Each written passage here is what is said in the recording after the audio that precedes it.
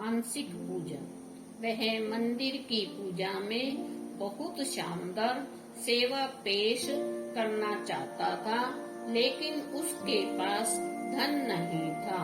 एक दिन की बात है, वह एक भागवत कथा में बैठा हुआ था और उसने सुना कि नारायण मन के भीतर मानसिक भी पूजे जा सकते हैं।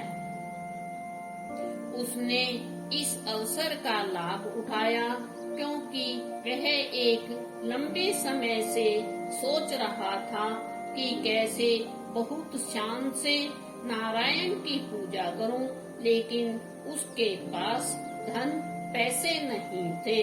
जब वह यह समझ गया कि मन के भीतर नारायण की पूजा कर सकते हैं, तो गोदावरी नदी में स्नान करने के बाद वह एक पेड़ के नीचे बैठा हुआ था।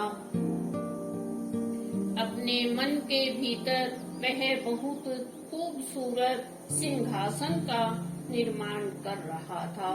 गहनों के साथ लदी और सिंहासन पर भगवान के अर्च विग्रह को रखते हुए वह अर्च विग्रह का अभिषेक कर रहा था।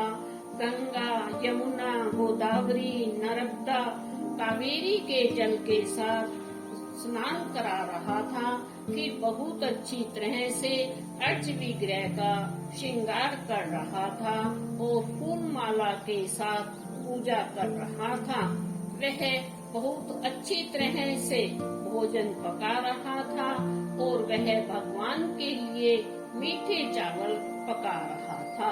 वह परखना चाहता था कि क्या चावल बहुत गर्म तो नहीं है, क्योंकि भगवान को गर्म भोजन नहीं दिया जाता।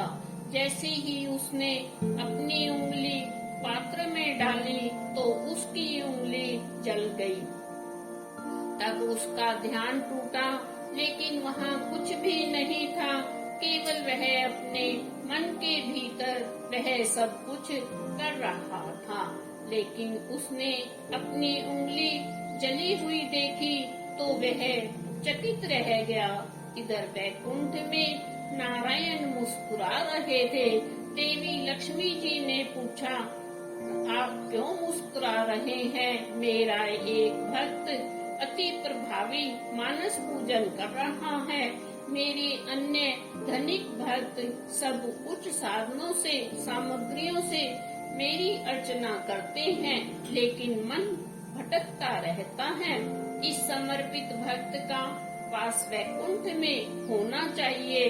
मेरे दूतों को तुरंत भेजो उसे वैकुंठ लाने के लिए।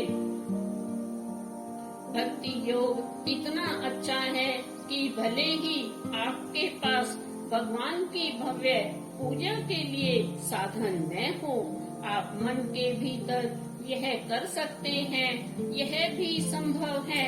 क्या फर्क पड़ता है कि किसका नंबर कब आना है? जाना सबने ही है।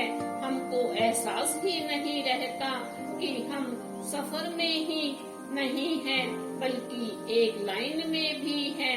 नित्य अच्छे कार्य करें। कौन सा दिन आखिरी है कोई नहीं जानता। जय श्री राम।